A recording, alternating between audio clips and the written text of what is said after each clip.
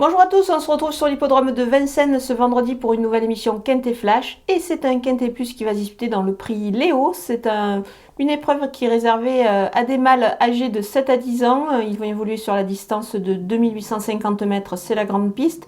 Deux poteaux de départ, des chevaux, c'est intéressant, un lot assez intéressant. Il faut savoir que au premier poteau, ils ne sont que 4, 4 en tête, donc voilà, on va falloir faire les choix entre les chevaux les plus riches et les chevaux qui vont s'élancer en tête. Il va falloir surtout faire un savant mélange des deux. Et on voit tout ça avec mon analyse.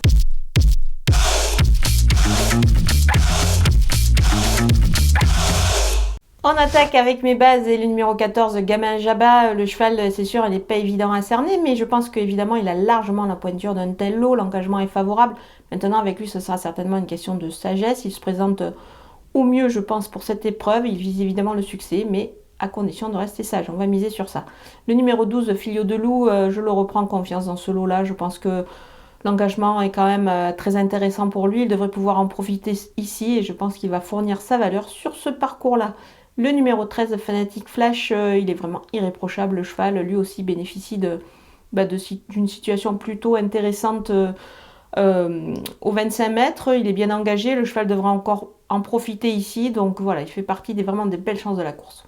Les opposants avec le numéro 10, Gaëlic du Rocher. Le cheval enchaîne les bonnes sorties et devrait encore se montrer ici à son avantage dans cette épreuve. Évidemment, on va le surveiller de très très près. Le numéro 3, Éclat de Sun, il bénéficie d'un bon engagement en tête. Il devrait pouvoir en profiter ici dans cette épreuve de son avantage initial.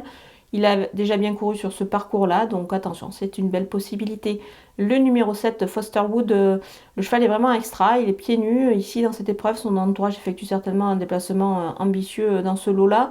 Certainement, c'est moins évident, c'est sûr qu'il doit rendre 25 mètres, l'engagement n'est pas des plus favorables, mais je pense que il est capable de bien faire ici. Le numéro 8, Emencourt d'Azif, le cheval, il a déjà bien fait sur ce tracé, du coup, il ne faut surtout pas le condamner sur son récent échec. Moi, je pense qu'il vaut beaucoup mieux que ça. Mon coup de poker, c'est le numéro 4, Jim Duplessis. Il avait besoin de courir, à mon avis, à plusieurs reprises. Il était ferré à chaque fois. Là, attention, il est déferré des 4 pieds. Son entourage a fait appel à Eric Raffin. L'engagement est plutôt plus que favorable en tête. On peut dire que tous les feux sont au vert. Donc, je pense qu'il faut le retenir quand même très très haut. On va tenter le numéro 4, Jim Duplessis en The Show dans cette épreuve. Ça me paraît plutôt intéressant. Pour cela, vous vous rendez sur le site theturf.fr, vous ouvrez un compte et vous avez The Turf double votre premier dépôt jusqu'à 100 € en utilisant le code promo FlashTurf. Les outsiders avec le numéro 2, Guépard de Tillard. Le cheval est en forme actuellement.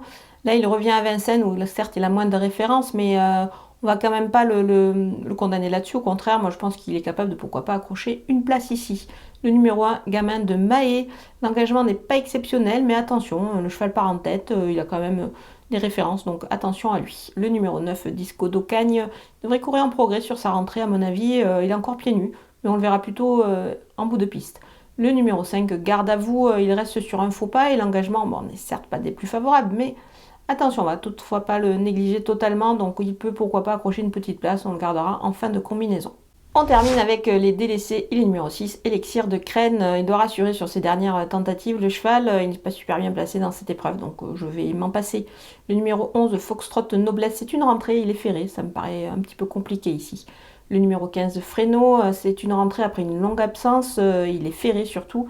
Malgré la qualité de l'engagement, évidemment, on va attendre ses prochaines tentatives avec ce cheval-là. Voilà, on a passé en revue tous les partants de ce Quintet Plus de Vincennes. Je vous laisse avec ma sélection et mes conseils de jeu.